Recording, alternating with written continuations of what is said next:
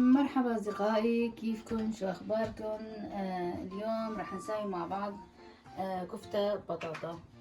هدول هن المقادير. عندي هون تقريبا كيلو لحمة، وعندي بطاطا هون مقطعة، وشوية بقدونس، وبصلتين مفرومات ناعمات، وعندي بندورة وفلفل أخضر، عندي نص كاسة زيت، وعندي هون بقسماط الكعك كمان تقريبا 3 معالق، وهون دبس بندورة 3 معالق، وبيضة. وللبهارات ملح وفلفل أسود وكزبرة وفلفل أحمر. هلا أول شي بالنسبة للحمة بنحط البقدونس والبصل،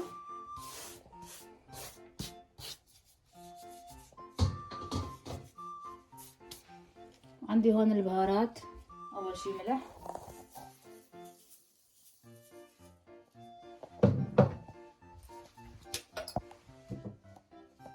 عندي فلفل أحمر،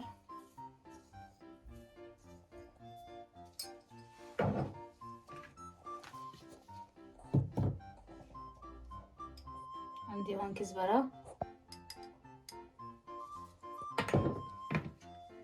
وفلفل أسود،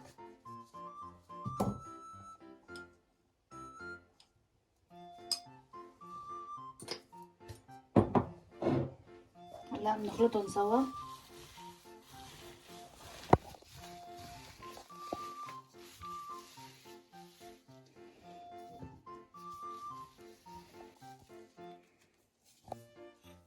عندي هون بيضة،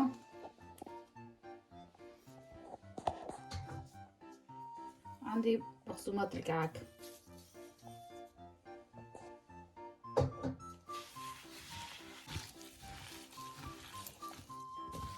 وهلا بنخلطهم كلهم سوا كتير كويس، ندعكهم وبعدين بنشكلهم دوائر.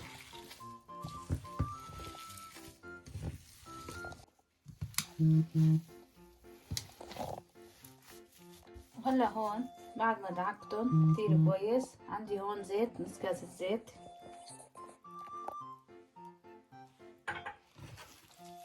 كمان ندعك كتير كويس.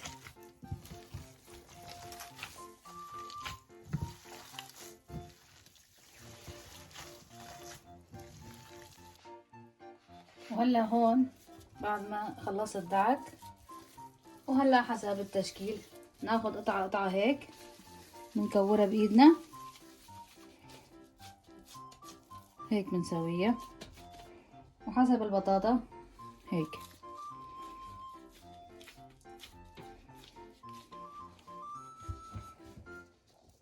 هيك قطعة لحمة، قطعة بطاطا.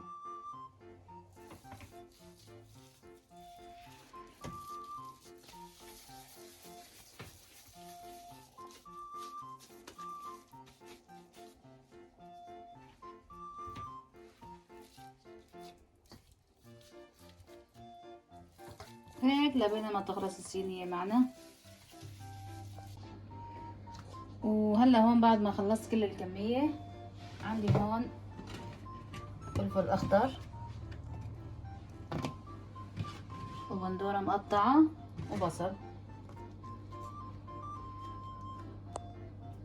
بالنسبة للصوص عندي هون كاستين ونص مي، 3 معالق دبس بندورة،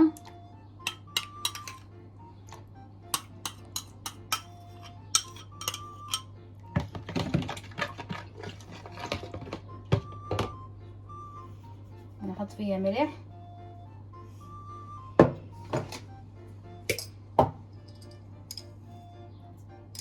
فلفل احمر،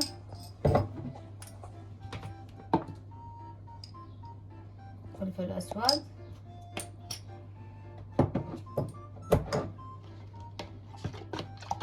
بنحركهم.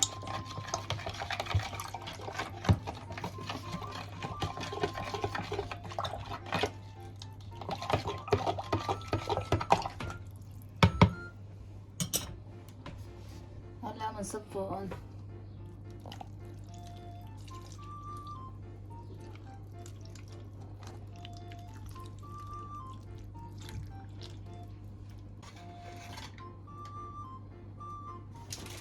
هلا بعد ما خلصت الكمية بسكرها بورقة الزبدة والزيتون.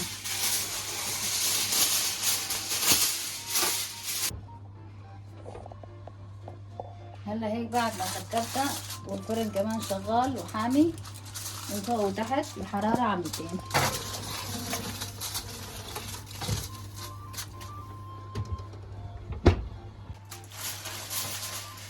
وهلا بعد مرور ساعة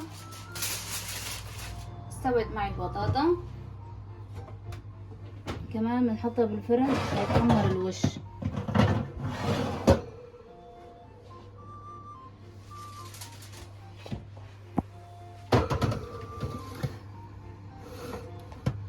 هلا ربع ساعة 20 دقيقة ليتحمر الوش. وهلا بعد ما طلعناه من الفرن وتحمر الوش وهيك طلعت النتيجة.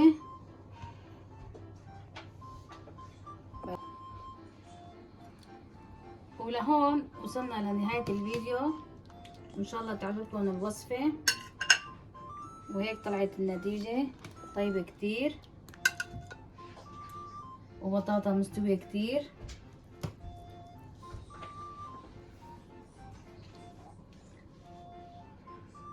ان شاء الله صحتين وهنا، ولا تنسونا من اللايك والاشتراك، وباي باي.